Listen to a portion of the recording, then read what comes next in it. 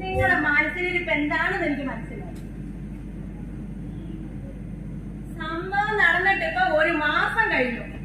ഇനി ഇത് കിട്ടിയത് നിങ്ങളുടെ കയ്യിൽ എങ്ങനെ ആകുന്ന നാട്ടുകാർ അറിഞ്ഞ മോഷണ കുറ്റത്തിന് നിങ്ങൾ അകത്താ. മനസ്സിലായോ? ഇങ്ങനെ നീട്ടിവെച്ചിട്ടൊന്നും ഒരു കാര്യമില്ല. നിങ്ങളെ ഈ നശിച്ച ചിന്ത ഒന്ന് കാണാ.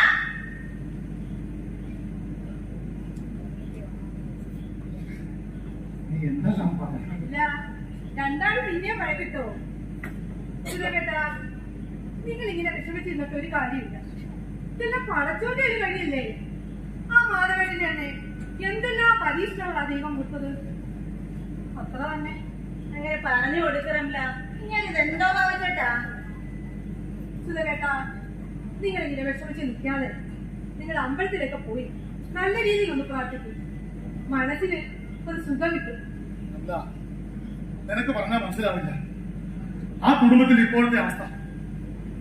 ഒരുപക്ഷെ നല്ല ചികിത്സ എടുക്കുമായിരുന്നു. ആ സൂര്യ പറ്റി കിട്ടി വരില്ലായിരുന്നു. പിന്നെ ഇനി ഈ കാര്യം പറഞ്ഞിരുന്നിട്ട് എന്ത് കിട്ടാനാ? പശുവും ചത്തും മോരിലെ പുളിയും പോയി. എന്നിട്ടാണോ ഒന്നോർത്ത അവരെ ഇങ്ങനെ നടിക്കാതെ പോയതല്ലേ നല്ലത്? അല്ല പറ്റിനിയമ്മേ, അവരുടെ പശു എന്നാ ചത്തത്? ഞാനിതൊന്നും അറിഞ്ഞില്ലല്ലോ. അല്ല, അവർക്കൊരു പശു ഇല്ലല്ലേ, പിന്നെ അവർക്ക് കാണാനാ? അയ്യോ, ഞാനമ്മ പറഞ്ഞില്ലേ, ഞാൻ അവരുടെ കാര്യം മൊത്തത്തിലൊന്ന് പറഞ്ഞതാ. ഓ, മനസ്സിലായി മനസ്സിലായി. അതിനി പറഞ്ഞിട്ട് എന്താ? ആ മാധവേട്ടന് ദൈവം എന്തെല്ലാം പരീക്ഷണങ്ങളാ കൊടുത്തത്. ആ കയ്യിലിരുന്ന പൈസ ഇത്രയും കൊണ്ടെന്ന് പറഞ്ഞു. ഏതോ വസ്തുവിന്റെ ഓഹരി വിറ്റ് കിട്ടിയ പൈസയാണെന്നാ പറഞ്ഞത്. ആരെ അറിയിക്കാനാ കൊണ്ടുവന്നത്? അതും ഈ രാത്രിയില് ഇത്രയും പൈസയായിട്ട് ആരെങ്കിലും ഒറ്റയ്ക്ക് വരുമോ? അതെ, അപ്പുമ്മൻ അറിഞ്ഞാലേ ഈ ബിസിനസ് ആവശ്യത്തിന് പൈസ വേണമെന്ന് പറഞ്ഞ് പ്രശ്നം ഉണ്ടാക്കും. ഈ പൈസയായിട്ടാ സുമതിയൊക്കെ ഏതോ വലിയ ആശുപത്രി ചികിത്സയ്ക്ക് കൊണ്ടുപോകാനിരുന്നതാ. മാധവേട്ടൻ എല്ലാം എന്നോട് പറഞ്ഞിരുന്നു.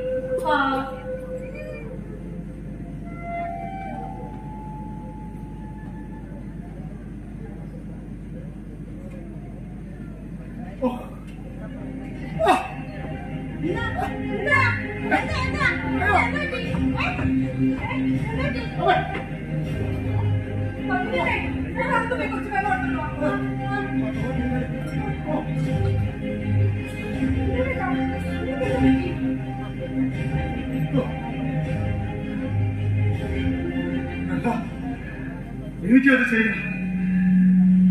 എനിക്കത് ചെയ്തേ തീരും. ഇതെന്നെ വിട്ടുപോയില്ല. എന്റെ ജീവിത അവസാനം വരെ ഇതെന്നെ പിന്തുടരും. നിങ്ങൾ ഇവിടെ വന്നിരിക്കെ, നമുക്ക് എല്ലാത്തിനും വഴി ഉണ്ടാക്കാം.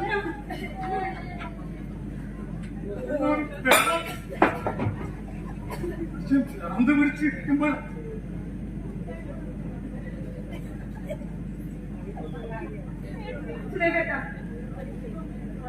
വിഷമിക്കാതിരിക്കും. എല്ലാത്തിനും ഒരു വഴി ഉണ്ടാവും.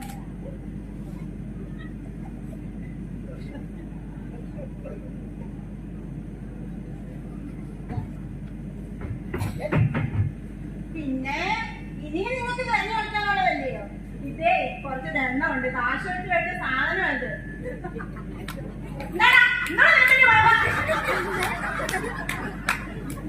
പട്ടിനെ നിങ്ങൾ അടുത്ത് പോയ പ്രശ്നം ഉണ്ടാക്കാതെ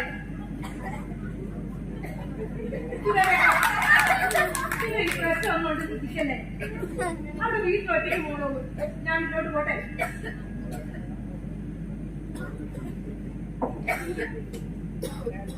മലയാളി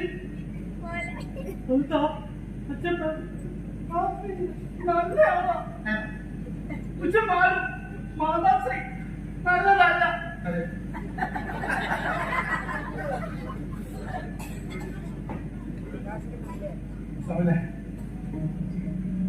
എനിക്കത് ചെയ്തേ പറ്റും. എനിക്കത് ചെയ്തേ തീരും. നിനക്ക് എന്നെ സഹായിക്കാൻ പറ്റൂടാ. എന്താ മലയാളി?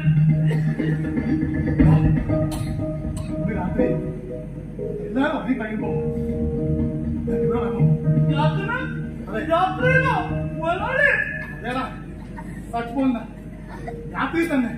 മുതലാളി രാത്രി അതെ, രാത്രി തന്നെ.